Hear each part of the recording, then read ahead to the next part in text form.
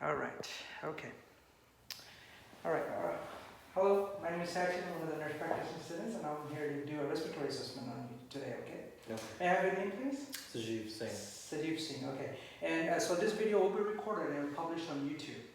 Okay. May I have your consent for that as well? Yes. Okay. So I've already washed my hands, and I'm going to approach Sajeev Singh here. So the first thing I do is the transverse to anterior and posterior diameter. So in a normal healthy person, the transverse diameter ratio to the AP diameter is 2 to 1. In Mr. Singh's case here, that seems to be so. Next would be checking the overall respiratory effort, just to see if there's any use of accessory muscle use. For example, the intercostal muscles and sternocleidomastoid mastoid muscles, which in Mr. Singh's case that doesn't seem to be so. Respiratory rate is approximately 14 per minute, and he does not appear to be in any respiratory distress. Just for the professor, I just want to make sure. I just wanted to clarify that my client does not want to be exposed for the video. The next thing, as far as assessing, excuse me, would be to evaluate the patient's nail beds for any clubbing. So may I just see your nail beds? Okay. Which I don't see any clubbing at all. And then I'm just going to look at the lips for any cyanosis, which I don't see at all. So now I'm going to move to the inspection. First, I'm going to just visually inspect his anterior thorax for any kind of abnormality, for example, a deformation of the chest wall, which in Mr. Singh's case, I don't see that. Now I'm going to move on to the palpation. So I'm just going to palpate Mr. Singh. Let me know if you're having any pain. Okay. Any pain at all? No. No pain. Okay. All right. So what I'm checking for is the costal cartilage, which attaches the rib to the sternum. We have a suprasternal notch here, and then as you go down, the manubrium of the sternum attaches to the body of the sternum at a junction called the angle of Lewis. So you have ribs that come over, and then you have costal cartilages that attaches the ribs to the body of the sternum as well as the manubrium. So when a patient has costochondritis, usually they'll have pain here, which in Mr. Singh's case he said he is non-tender. Next thing I will assess will be the respiratory excursion, just to see the expansion of the chest wall itself. So go ahead and take in a deep breath. Okay, breathe out. One more time. Okay, good. So the chest expansion is bilateral. I also noticed that he has bilateral chest movement with inspiration. And that is part of my inspection as well. And then the palpation. So no costochondritis pain. He does not have any pain anywhere on his chest, and there's an equal symmetrical movement of his chest wall. My next would be the tactile firmness, which I'm going to have him say 99. Okay, so say here we go. Go ahead and say 99. 99. Okay, say it again. 99. 99. Good. 99. One more time. 99. Okay, all right. So the tactile firmness is equal on both sides. The vibration I felt is equal on both sides, which is a normal finding. In instances of consolidation such as pneumonia, the firmness will be increased over the consolidation area. Now I am going to move on to the percussive. Okay. So I'm expecting to percuss resonant sound all over. Okay.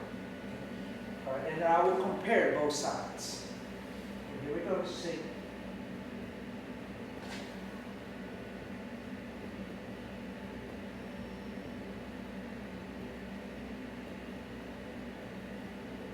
Go ahead and just move your arm around, right?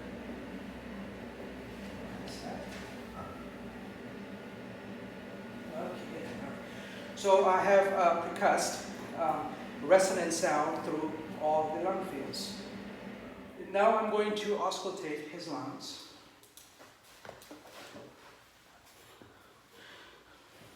I'm going to start at the apex of the lungs, which is slightly above the clavicle on both sides. And I'm going to do both sides at, sequentially for comparison reasons.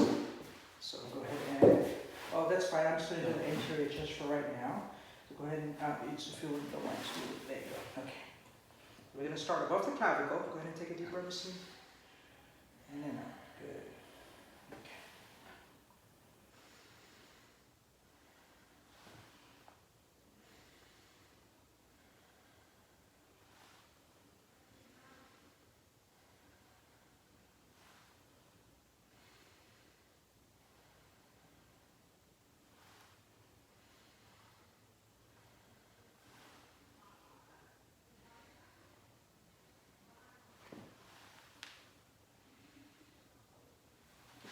If you don't mind just moving the arm up just a little bit like this. So this will be the portion of the right middle lobe here.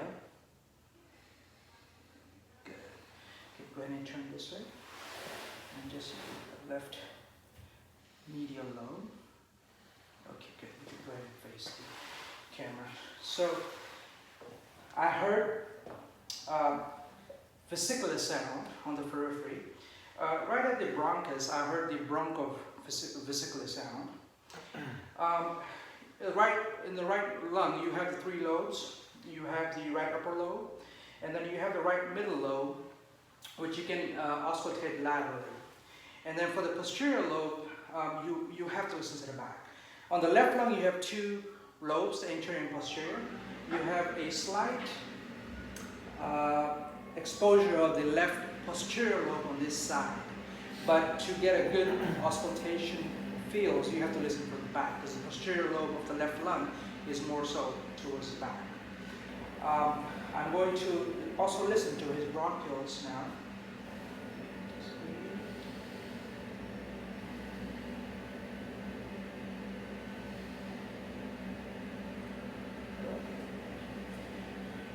So I heard bronchial sounds over his trachea area. Now I'm going to examine, before I move on to the posterior side, I'm going to do a bronchophony assessment on Mr. Singh, and that involves him saying 99. And a normal finding would be a non-distinct syllable that's spoken by him. It would be non-distinct, but it sounds muffled. Unless if he has a consolidation, and over that area, the sound would be very, very distinct. So I'm going to have him say 99. 99. 99. 99. 99. 99. 99. 99. 99. So indeed, the sounds are muffled, and the spoken number is indistinct. Now I'm going to move on to the posterior side of Mr. Singh here. That's good. Do you want to just say this? Perfect. All right. So first, what I will do is I will visually inspect his posterior thorax. For any kind of abnormality, any lesions, rashes, any kind of structural abnormality as well, which in Mr. Singh's case I don't see. He has equal symmetrical movement of his chest. And next I will move on to the palpation. Okay, Mr. Singh, let me know if you're having any pain. No pain at all? No. Okay. So now I'm going to check for the expansion of his posterior thorax. All right, just take a deep breath. Okay. One more time. Okay. All right. So what I felt and saw was an equal expansion of his posterior thorax from the spine midline. Now what I would do is I would do the percussive. So first, I will percuss both lung fields. I'm expecting to hear a resonant sound, unless if there's a place of consolidation, such as pneumonia, where I would then expect to percuss a dull sound. So here we go, and I'm going to do it on both sides for comparison. What I'm going to have him do, though, is to move the scapula away from the lungs. I'm going to have him fold his arms. So Mr. Singh, go ahead and fold your arms. Just fold your arms. There you go.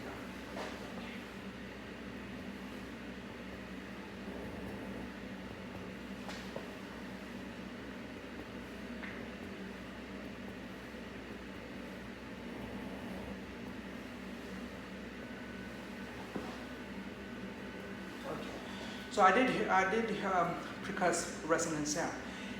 Now what I'm going to check for is the tactile fremitus. So I'm going to have him say 99. Mr. Singh, go ahead and say 99. 99. Okay, one more time. 99. One more time. 99. 99. 99. Okay, all right.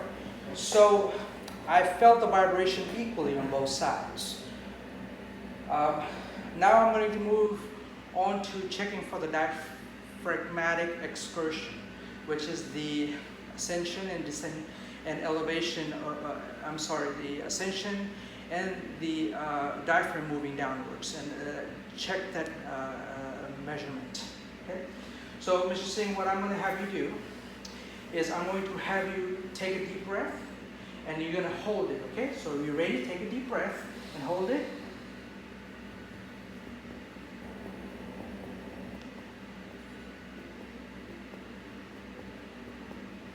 Okay, so right about there. Okay, you can breathe now. I would do this on both sides. Now, if Mr. Singh would have been exposed, I would actually mark that area. He took in a deep breath and he held it. That means the diaphragm descended to that level through percussion, because it went from a resonant sound to a dull sound. Okay, you ready? So now I'm going to have you take in a deep breath, exhale fully, and hold it. So go ahead and take a deep breath, exhale fully, and hold it.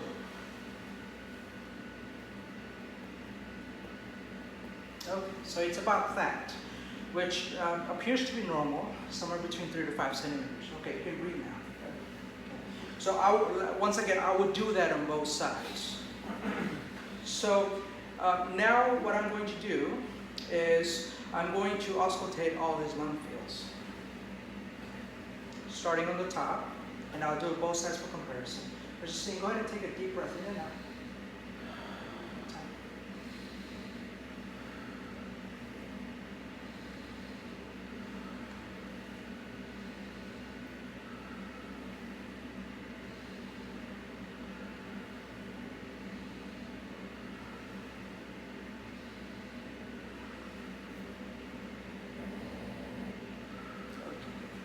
So I heard resonant sounds all throughout. Now I'm going to perform bronchophony, and I'm going to have him say 99. Go